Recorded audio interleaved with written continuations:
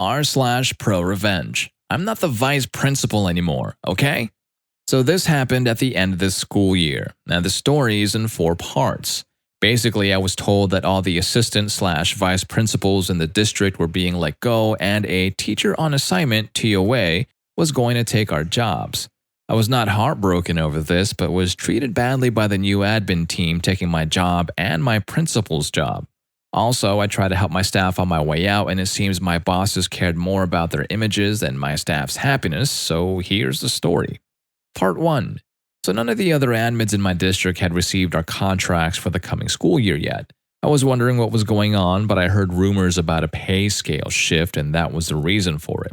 I found out Wednesday what is actually happening. Every assistant principal, AP, and vice principal, VP in the district, why we have 2 different titles, I have no idea, is not getting renewed contracts, except the ones at the high school. Their positions are being eliminated and their jobs are being replaced with a new position that pays a teacher's salary plus a $2,000 stipend. They're replacing the APs with quote-unquote learning coordinators. Apparently, the budget is the given reason, but I also heard rumors from someone at the district office. Each of us APs and VPs was scheduled to meet with one of the assistant superintendent next Wednesday. We thought it was about our contracts, and we were right. When I arrived, the acting superintendent was there with the head of HR. I was told about the elimination of my position, but not the reasons why. I was then given an option for the coming school year. I could go back into the classroom, I could work in the district office, or I could apply and interview for the new positions that are replacing my job. The hell? I couldn't care one lick if I was told that my position had been cut completely and I needed to go back into the classroom. I love the classroom. I miss teaching full time. However, to tell me to apply and interview for a job I already have is pretty crap. We were told to give the district our answers by Friday and they would draw up our contracts or schedule interviews. Wednesday afternoon, I went to see Tony, who's an assistant superintendent and one of the few decent leaders in the school district. I heard from Tony that there was an internal shakeup, but he wasn't allowed to talk about it or even give me a hint about what happened. However, one of the assistant superintendents were being reassigned, aka demoted, to being the principal of my current school. My principal was not coming back due to health reasons, and the superintendent was released from his contract, and my school's new learning coordinator position had already been filled. Well, who filled it?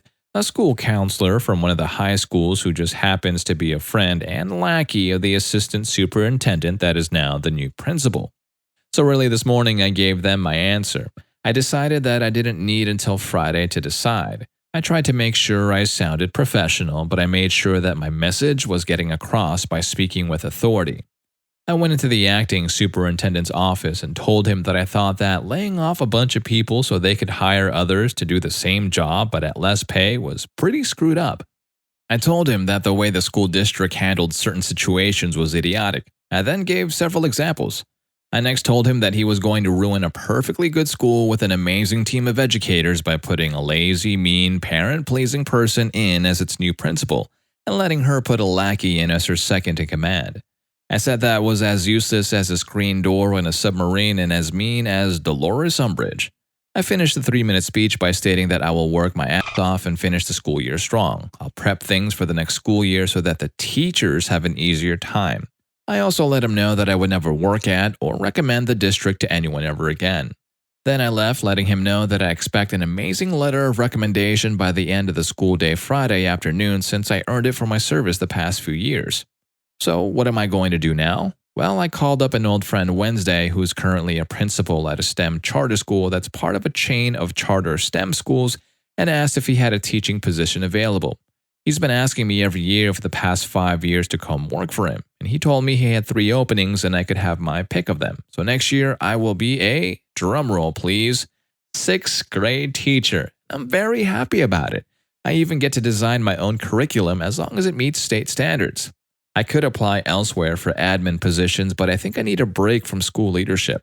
I need to love my work again, as I used to as a teacher. Yes, there were and are many challenges, and sometimes I hated going to work, but I do love being a teacher. I feel bad for my current staff because the regime change will hit them hard, but there's nothing I can do about it. I wish I could help them. The most I could do would be to take a teaching position at my current school, but then I would be miserable with them and be helpless to do anything to aid them. So, for myself and for my daughter, who I love more than anything, I'm making the move to a new school and going back to what I enjoy doing teaching. I'm even bringing my daughter to my new school to start next year as a fifth grader. I asked her if she wanted to stay at her current school or go to the STEM school with me, and she wanted to go with me. She was excited since she has visited that school several times and loves the technology room, the robotics class, and the science labs. Plus, she's friends with some of the kids there already. As a goodbye to my staff, I'm going out this weekend and I'm going to buy some nice letter paper and scratcher tickets. I'm going to write short, individualized goodbyes to each of my staff members, and at the end, I'll include the following words. I'm giving you some scratcher tickets. I hope that you're as lucky scratching them as I have been lucky to have worked with you. So that's it. I have to finish my contract, but at the end of June, I am free. I'm looking forward to teaching full-time again and having a boss who will let me just do my job and not interfere. I don't think I want to work in administration again either, but maybe after a few years, I'll decide to work as an AP again. Part 2. So I put together goodbye gifts for all of my staff and I'll be handing them out on Friday, their last day with kids. They have a bunch of goodies that I posted about weeks ago. I was thinking this weekend about how to give the finger one more time to the district office and help my teachers out, even in a small way. So I came up with it Sunday night. My district requires each teacher to attend additional training throughout the year. These are outside of the regular staff development trainings that are run by district staff, SPED teachers, and admin. The training normally lasts about 1 to 3 hours, and the teacher gets a certificate for the time spent in the training. Each teacher is required to attend 24 hours of these before the end of the school year. And most teachers take them over the summer if they're offered, so they don't have to take them during the school year. So yesterday morning, before work, I was making copies of the certificates for all the courses I have run here for the past few years. Classroom management strategies, lockdown procedures, social studies strategies, math strategies, reading comprehension, and environmental print. I'm going to fill them out with each of the teachers' names and the number of hours, and I'm adding all the times I ever spoke to the staff about these topics and putting down hours to correspond, rounding up to the nearest hour-ish. And wouldn't you know, each of those topics was 3 to 5 hours in length. Each staff member will have exactly 24 hours worth of training. I filled out the dates of the training for the 2022-2023 school year. Oh, and I have an attendance sheet with all of their names and have them marked as being present. Note, I checked with the district, and since I'm still an administrator into the summer, I am allowed to run these training over the summer before I leave. Now they can have their summer to themselves and not worry about taking classes during the school year. They can if they wish, but 99% of teachers here hate the mandatory training hours. I hope the staff like the present. Part 3. Since Friday, I am no longer a school administrator. I technically have another week to work, but I took a vacation during that time because, well, screw them. Now I spent the last week packing up, giving aid and comfort to my now former staff, and causing problems for the new administrators who are an ass.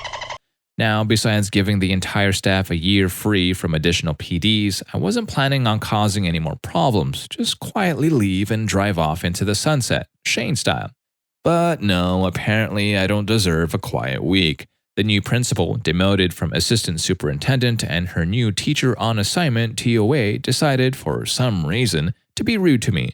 There was only one response to that, and I aimed to misbehave. How were they rude to me, you might ask?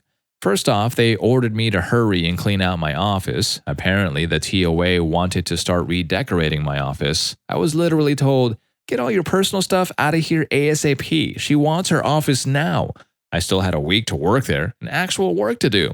Second, the new principal tried to steal my personal chair and my personal office supplies and decorations. That chair was a gift to me from a friend. I found her just wheeling it out of my office and into hers. My desk supplies and a banner for my wall were stacked on its seat. I told her that it was my personal chair, not the district's. She said, "Okay."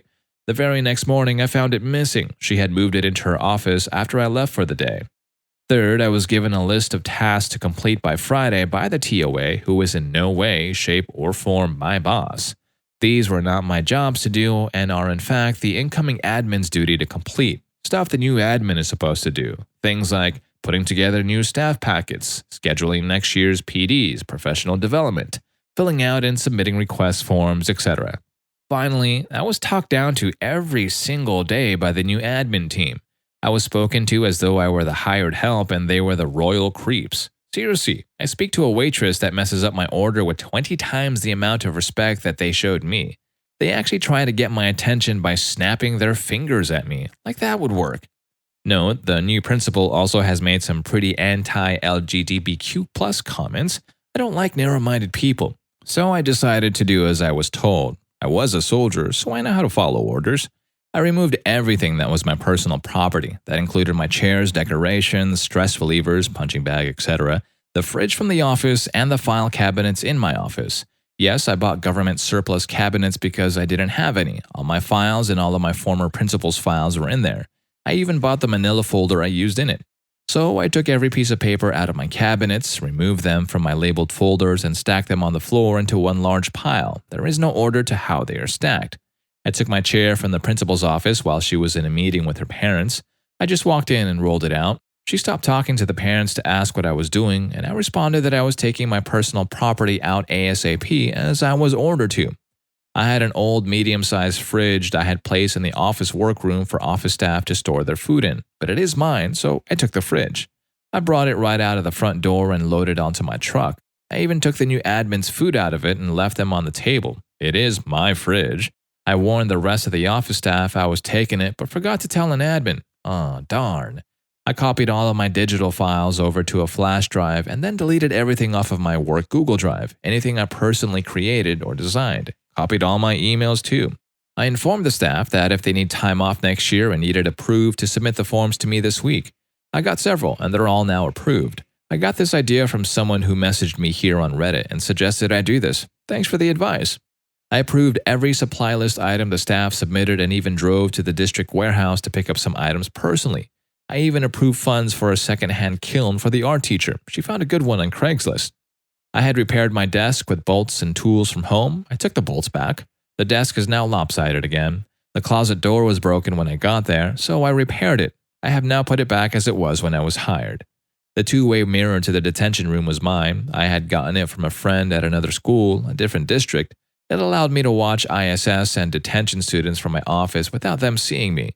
I popped it right out and took it home. Now the teachers on assignment has a hole in the wall the detention kids can look through. I had put together all the lockdown buckets and fire drill bags myself with my own money. I took all of them back. This I felt bad about, but I will give them out to my new staff at my new school. I put a rush order on all classroom and building repairs and have an approved order to have every classroom repainted. I assembled new staff packets and the new school year binders. Besides the basics of what is required, I have included throughout the binders in random places, Dilbert cartoons, famous Harry Potter quotes, the lyrics to Nickelback's How You Remind Me, I Kissed a Girl by Katy Perry, All Star by Smash Mouth, and We Built This City by Starship. A map of the area where I marked all the good places to eat lunch off campus, funny Farside teacher comics, cheesy teacher jokes, the union contact info, crosswords, Sudoku, and word searches, a list of educational lawyers, just in case. I also included in the binder the admin Wi-Fi password for them since that signal is stronger for some reason. I went ahead and wrote out the PD schedule for next year. Oddly, every Wednesday is listed as free time or work in your classroom. I'm sure they'll change it, but I don't know when they will find out what it says. I had a master list of donors and partners in the community. It was posted on a whiteboard in my office. I got over 4 dozen businesses and people in the community to help with various things or donate over the years. I spent a lot of my time building relationships with them and making deals. I took a photo of it and then I erased the list and took the whiteboard since, it was mine. Friday, I flew the LGBTQ flag instead of the state flag. I also placed LGBTQ flags in each classroom in case the staff wanted to display them. Then I got yelled at 3 times. The first time was when I took back my chair. I was told it was unprofessional to just take it without asking, especially with guests present. I responded with, yes, it was unprofessional to take my chair without asking. The second time was when the TOA found the refrigerator gone. She said that it was community property. I told her, no, it's my property, and I was told to take all my property from the campus. The third time was when I was in the parking lot leaving and they found piles of papers. The principal flagged me down and told me to clean it up. I told her I was off the clock and that the district never reimbursed me for the cabinets, so I had to take them with me. I am expecting a call from HR today asking for my assistance setting everything back up since with all my stuff removed and erased, the admin team has to actually put in some hard work. I'd come in for my consultant rate of $75 an hour with a minimum contract of 12 hours. Part 4. So, as some of you know, I left the world of being an administrator a few weeks ago. I tried to leave behind some nice gifts when I left. I wasn't looking to cause problems my last few weeks, but the new admin team unacceptably treated me. So I decided that Malcolm Reynolds had it right when he said, I aim to misbehave. Well, the Tuesday after I left, I received a call from HR. I ignored it. I then left for a road trip with my daughter where we went to San Francisco for a few days and went to 2 Giants games. Unfortunately, they lost both games. While we were on our trip, they called and emailed me at my personal email account. My work one was deleted by them. I ignored the calls and never opened the emails. My daughter and I then went to Disneyland for a few days of fun and then returned this past Friday. I then checked the voicemails and emails. I was asked, begged, and then ordered to come to HR for important meetings. It is very important that we speak to you as soon as possible, is what they said repeatedly. So yesterday, I went into the district office wearing cargo shorts, a shirt I got at Disneyland, and flip-flops. I don't work there, so I don't need to dress up. When I arrived, I was originally treated like a visiting VIP. The HR manager and her assistant tried to butter me up like a Pillsbury biscuit. After a few minutes of them trying to make small talk and me letting them know I had plans to go to lunch in 30 minutes, they got to the point. They wanted me to turn over a few things that I took. Though they belonged to me, they said they were sorely needed at the school.